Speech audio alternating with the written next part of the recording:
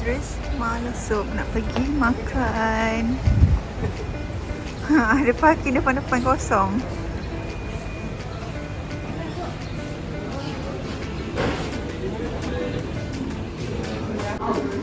Banyak mi dia. Warna putih, ada oren, ada purple, hijau, sari dia. Ni apa ni?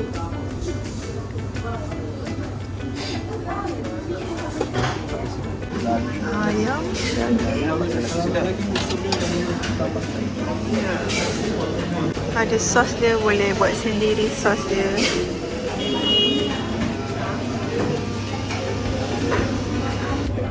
Okay, ni yang kita ambil.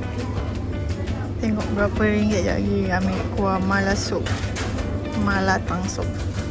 Dah bayar tadi, dia tengah masak kat belakang. Nanti kita boleh pilih lah nak sup mana. Kita bagi ni dan nanti tunggu.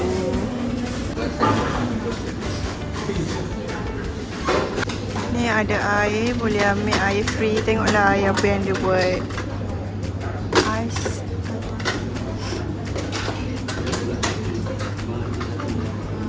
Letak ni buat sos. nak wangi, kita tak onion ring 2.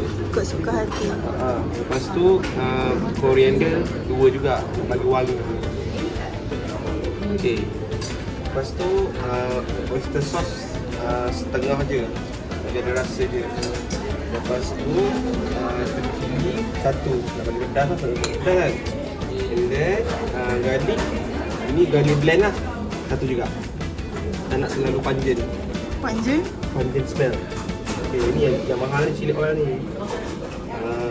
Kita kacau dulu. Dan ambil dia punya sebut-sebut sekali. Sedap ni. Ui. Okay, 2. Lepas tu sesame sauce. 1. Jadilah dia 2 lah. Nampak pedas. Tengok Syed. Okey. So kita makan. Dah berbunyi dah. Kita dah pergi. Okay. Thank you. Dia hantar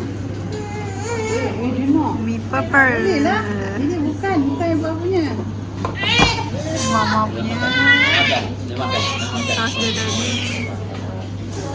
My heart punya tu sana. Memang tak boleh lah. Dengan daging. Boleh lah, tak boleh lah.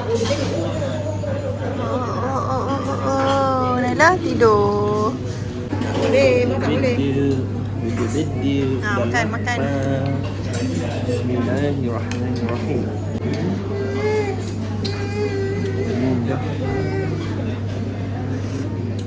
Ni nak makan juga.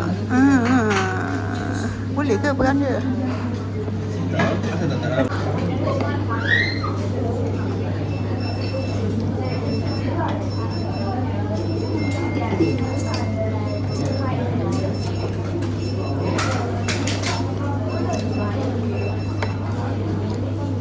Dah ambil daging dah?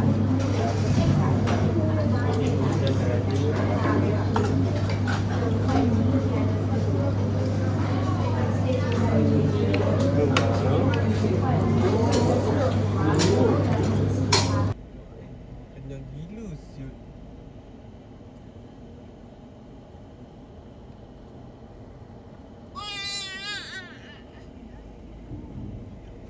Bilang balik ke bagus dulu. Pukul 8 tadi bukan penuh.